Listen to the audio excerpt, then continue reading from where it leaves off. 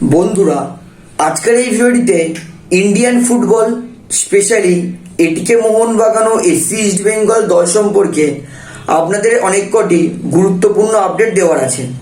CFL না খেলার জন্য আইএফএর সচিব মিস্টার জয়দীপ মুখার্জি তিনি কিন্তু হঠাৎ করেই এটিকে মোহনবাগান ও এসসি ইস্ট বেঙ্গল দলকে সিআরএস দিয়েছিল।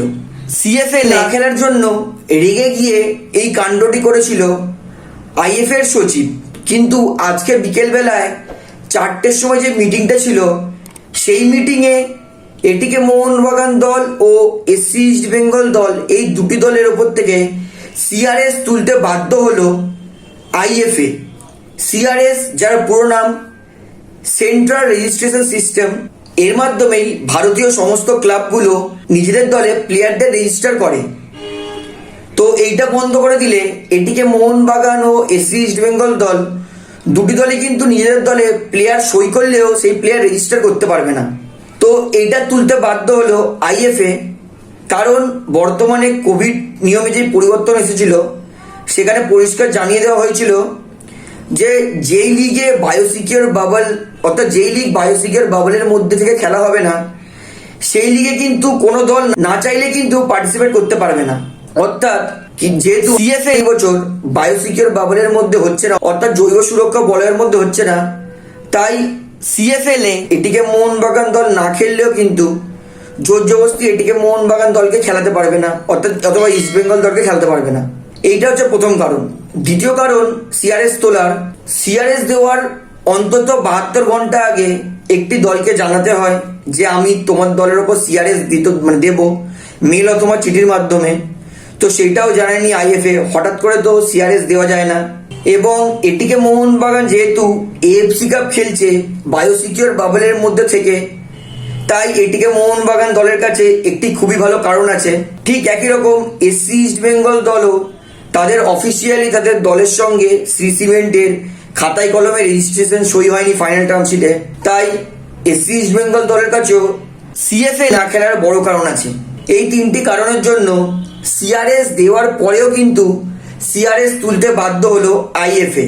তো সিআরএস যদি এটিকে মোহনবাগান এসসি ইস্ট বেঙ্গল দলের ওপর লেগে যেত তাহলে কিন্তু তারা কোনো নতুন প্লেয়ারদের রেজিস্টার করতে পারতো না।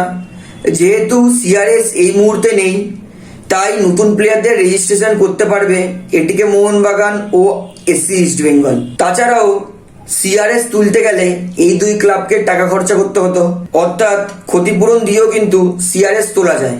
তো বন্ধুরা, তার পরের আপডেটটা দিই। এইটা হচ্ছে প্রবীর দাসকে নিয়ে। প্রবীর দাস তিনি আজকে সকালবেলা 11:30 নাগাদ একটি ভিডিও আপলোড করেছিলেন রয় কৃষ্ণার জন্মদিন উপলক্ষে। সেই জন্মদিনে তিনি একটা কথা পরিষ্কার বলেছেন যে ভবিষ্যতে রয়ের সঙ্গে খেলবো কিনা আমি জানি না, তাও আজকে শুধুমাত্র রয়ের জন্যই এখানে এসেছি। অর্থাৎ প্রবীর দাস তিনি যে এটিকে মোহনবাগান দল ছাড়তে চাইছেন এইটা তিনি পুরোপুরি ইঙ্গিত দিয়ে দিলেন। কিন্তু এখনো প্রবীর দাসের যেহেতু এটিকে মোহনবাগান দলের সঙ্গে কন্ট্রাক্ট আছেন, তাই এখনো প্রবীর দাস তিনি এটিকে মোহনবাগান দলেরই একজন খেলোয়াড়। কিন্তু যেটা সূত্র অনুযায়ী জানা গেছে প্রবীর দাস তিনি অরিন্দম ভট্টাচার্যর মতোই নিজেকে ফ্রি এজেন্ট করতে চাইছেন, অর্থাৎ মিউচুয়াল আন্ডারস্ট্যান্ডিং এর মাধ্যমে নিজেকে রিলিজ করতে চাইছেন। এবং সূত্র অনুযায়ী যেটা জানতে পেরেছি প্রবীর দাস তিনিও কিন্তু এটিকে মোহনবাগান দলই ছাড়তে চাইছেন এবং প্রবীর দাসকে নেওয়ার ইচ্ছা প্রকাশ করেছে এসসি ইস্ট বেঙ্গল দল। এবং প্রবীর দাসকে নেওয়ার জন্য তারা কন্ট্রাক্ট অফার করতে পারে। কিন্তু প্রবীর দাসকে নিতে গেলে এসসি ইস্ট বেঙ্গল দল তারা ট্রান্সফার ফি এটিকে মোহনবাগান দলকে দিয়ে নেবে কিনা সেই বিষয় এখন অবধি কনফার্ম জানা যায়নি। তবে প্রবীর দাস তিনি যে এটিকে মোহনবাগান দলের সঙ্গে যুক্ত থাকতে চাইছেন না সেটা তিনি নিজেই স্পষ্ট জানিয়ে দিলেন। বন্ধুরা, হায়দ্রাবাদ এফসি তারা তাদের দলে 6 নম্বর ফরেন প্লেয়ারকে সই করে নিয়েছে। সেই খেলোয়াড়টি হচ্ছে একটি সেন্টার ফরওয়ার্ডের খেলোয়াড় এবং যার নাম হচ্ছে জেভিয়ার সেভারিও। এই খেলোয়াড়টির বয়স অনেক কম, মাত্র 23 বছরের খেলোয়াড়। খেলোয়াড়টির উচ্চতা 5 ফুট 11 এবং যার মার্কেট ভ্যালু হচ্ছে 85 লক্ষ টাকা। তাহলে বন্ধুরা, ফুটবল আপডেটসের ভিডিওটিতে আপনাদেরকে এতটা জানানোর ছিল। তো আশা করি সমস্ত ইনফরমেশনটা আপনারা বুঝেছেন এবং আপনাদের ভালো লেগেছে।